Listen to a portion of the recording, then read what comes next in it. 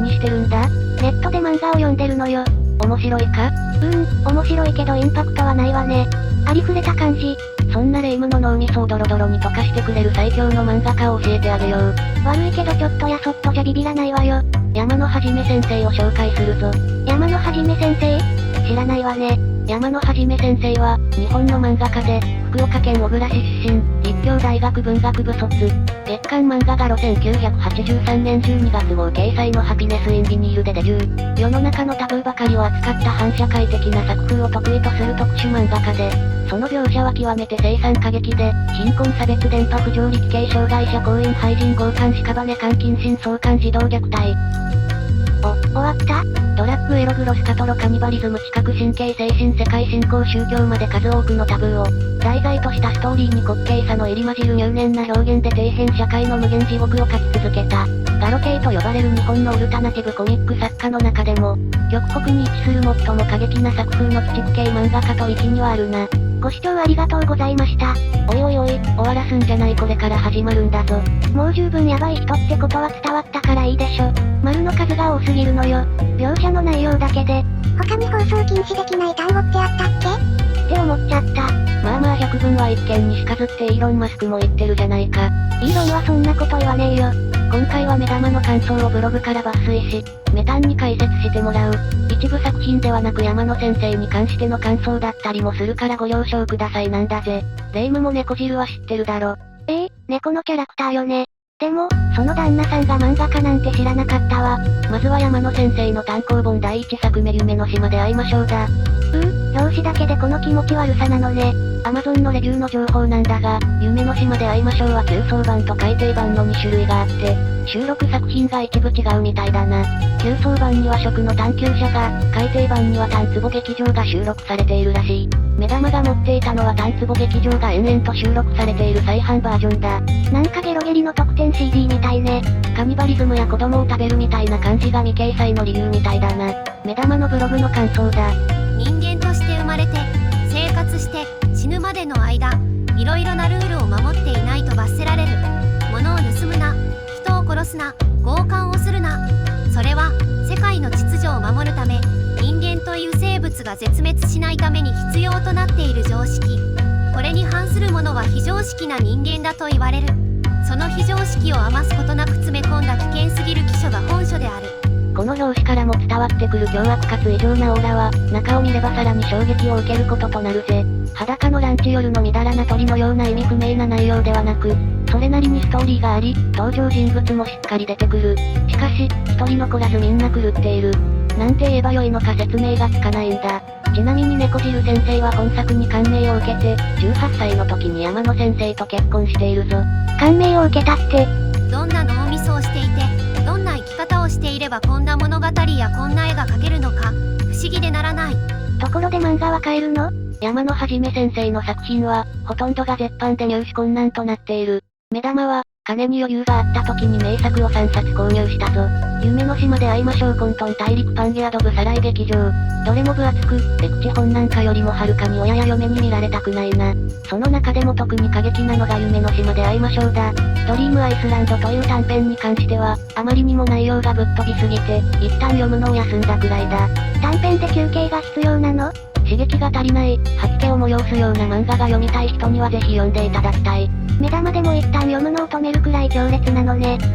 ドリームアイスランドは特にひどくて脳みそが疲れて体調も悪くなるぞ。一般人には到底おすすめできない。間違って古本屋さんとかで買ったら大変ね。まあ激レアで入手困難な上にファンも売らないだろうから、普通の人々は読む機会もないし、どこにも売ってない。あとジャンルも成人向け扱いだから、ほとんどの人は生涯読むことはなく人生を終えるはずだ。4丁目の夕日。なんだか普通の表紙ね。タイトルもどこかで聞き覚えのあるような。そんなノリで購入した人々が何人公開したのか想像もつかないぜ。例えるならドラえもんを読もうとしたら中身がマルシ愛知だったみたいな感じだな。それはひどい話ね。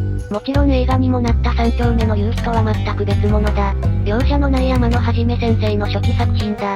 超凶悪かつ悪趣味、精神的に気が狂いそうになる内容となっているので、心臓の弱い人には決しておすすめできない。そんなに危険なの？過激すぎないように表紙を変えたんだろうが裏目に出たな。似たタイトルで3丁目の夕日と間違った人も多くいたようだ。3丁目と4丁目じゃ天と地ほどの差があるからな。弱小会社の親父を持つ息子が地獄のような日々を送る救いのない世界。よくもまあここまで人間の気持ちをぐりぐりと踏みにじる漫画が描けたもんだ。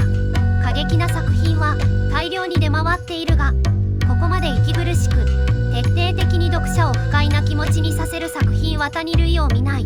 もう一度読もうとは思わない。だからもう売る W。 内容関係なく目玉は売るでしょ。特にメンヘラや鬱の方は絶対読まないように。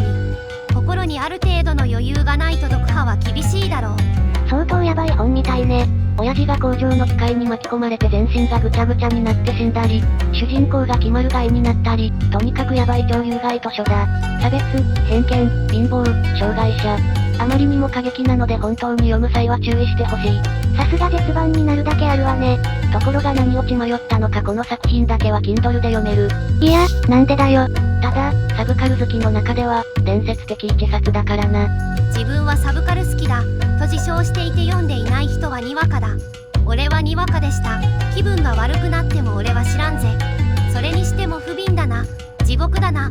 生きるのが辛くなりそう。いやいや普通にダメージ受けてるじゃんがっつり。貧困魔境伝ヒヤパカ。実は俺勘違いしていた。貧困魔境伝ヒヤパカと混沌大陸パンゲアが同じ本だと思ってすっかり読んだ気でいたんだけど全然別物でびっくり。ちょうど駿河屋でセールやってたから山のはじめ先生をまとめてゲット。それでも1冊あたり3500円したんだけどな。定価980円だぜ。980円の漫画が3500円はすごいプレミアね。現在は全部5000円くらいするからな。少しでも安く見つけたら買った方がいいぜ。内容はどうなの？内容は、どうもこうもなく最悪。何の救いもない感じを隠すことなく堂々と書いてるあたりが、逆に清々しい。嫌悪感で始まり嫌悪感で終わる。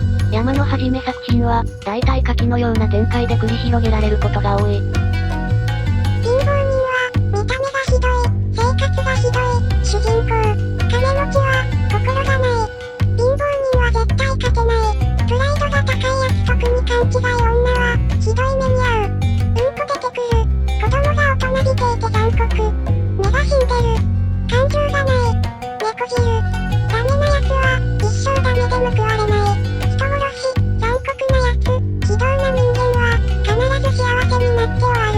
完全に作者山のはじめ先生な主人公が出てくる。子供に読ませられないわね。普通に大人も読めないかもな。頭がぶっ飛んでないと到底楽しめないぞ。今回は特別に収録されている話を説明してやろう。人間ポンプはドブさらい劇場のカップル版って感じ。ドブさらい劇場だと生意気な女がホットン便所で生活するんだけど、人間ポンプだと男女で生活するきよしちゃんは全く同じような話が混沌大陸パンデアに掲載されてる。それに出てくる頭がイカれたやつも名前がきよしちゃん。パンゲアの方が見た目はパワーアップしている。あと印象的だったのがパチンコのある部屋。恵比寿義和の漫画に影響を受けたと本人も言っているくらいなので、この物語自体が完全に恵比寿さんの漫画をイメージして描いているとしか思えない。というより漫画の中で恵比寿さんの漫画が出てくる。笑い。ギャンブラーが無職になって妄想の中でもギャンブルしまくるみたいなすげえ狂った話だ。ゲロゲリの紹介の時も恵比寿さんが出てきたわね。恵比寿さんはサブカル界のアイドルだからな。ガロの超ときめき宣伝部と言っても過言ではない。どちらかといえば戸川純の間違いじゃない？ちなみに山野先生は恵比寿さんについて、巷に氾濫してる手塚をルーツとするような漫画とは、全く別のものを見せられたようで、あ、こういうのもありなんだ、と目から鱗が落ちたような気がしました。あの人の頭の中は虚無の暗黒宇宙が広がってますよ。と語っている。恵比寿さんってすごい人なのね。星野博士は早見純っぽい話で、脳信号は完全に絵のタッチが柘植義治だった。ネジ式源泉館主人と似たようなコマが続き、ラストは市場大輔みたいな感じで終わった。とにかくサブカル好きの変態におすすめの一冊だ。親や彼女や奥さんには絶対見つかるな。下手なエロ本よりヤバいからな。むしろエロ本をフェイクで配置した方がいいかもしれない。世も末ね。混沌大陸パンゲア。貧乏、鬼畜、電波、不条理、薬物、宗教、障害者、神など多岐にわたるテーマの異色作品を多数収録した集大成的作品集。グランドチャンピオンで1992年17号の間連載していた仮ユガを収録している貴重な一冊だ。連載を持っていたなんてすごいわね。しかし、一般読者からの受けが悪く、わずか7回で連載が打ち切られたようだ。これについて山野先生は、グランドチャンピオンという漫画誌の編集は珍しく理解があり、最低限の規制はあるもののほとんど自由にやらせてくれたが、たったの7回で打ち切りになった。7回すべてが読者の不人気投票の1であったそうな。まあこの手の話を挙げれば枚挙にいとまがない。残念ね。高次元すぎて一般読者がついてこれなかったんだろうな。前々からずっと気になっていた山野はじめ先生の概本である。とにかくヤバい。何がヤバいとかではない。最初から最後までエログロナンセンス。